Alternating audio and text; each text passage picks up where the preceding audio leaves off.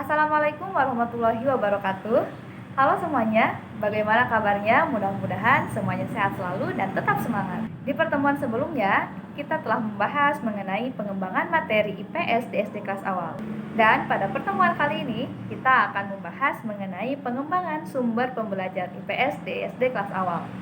Diharapkan setelah kita membahas mengenai sumber pembelajaran IPS di SD kelas awal, mahasiswa dapat mengembangkan bagaimana perencanaan pengembangan sumber pembelajaran IPS di SD kelas awal, serta dapat mensimulasikan pengembangan sumber pembelajaran IPS di kelas awal.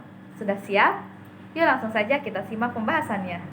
Pada pengembangan sumber pembelajaran IPS, terdapat beberapa topik yang akan kita bahas, yaitu definisi sumber pembelajaran, jenis sumber pembelajaran, IPS, serta lingkungan sebagai sumber belajar. Adapun indikatornya telah kita sampaikan di awal. Sumber belajar merupakan segala macam bahan yang dapat digunakan untuk memberikan informasi maupun keterampilan untuk mencapai tujuan pembelajaran. Terdapat beberapa jenis sumber belajar, di antaranya adalah pesan, yaitu informasi dalam bentuk ide atau gagasan, fakta, dan data yang disampaikan kepada peserta didik yang sudah tercantum dalam kurikulum yang berlaku. Lalu ada orang, yaitu manusia yang berperan sebagai pengolah dan penyaji pesan, seperti guru, pembimbing, dan narasumber lain, research person, yang dilibatkan dalam kegiatan pembelajaran. Berikutnya adalah bahan, software atau perangkat lunak yang berisi pesan-pesan pembelajaran, seperti buku teks, modul, majalah, termasuk juga film, program televisi, dan kaset audio.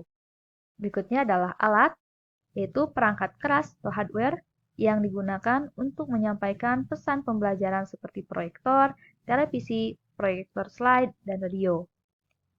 Lalu teknik, yaitu prosedur yang digunakan untuk menyajikan pesan atau bahan ajar seperti simulasi, diskusi, demonstrasi, pemecahan masalah, dan lain-lain.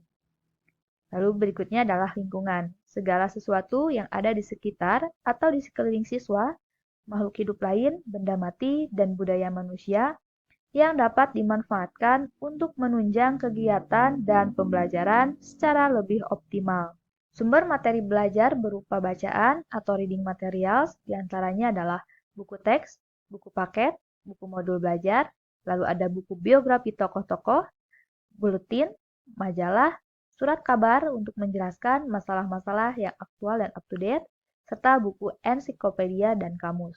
Nah, adapun sumber materi berupa non-bacaan atau non-reading materials diantaranya adalah lingkungan sosial dan alam sekitar, yaitu manusia maupun alam, berita atau informasi dari media elektronik, TV, radio, internet, dan lain sebagainya, guru dan siswa itu sendiri, serta laboratorium IPS.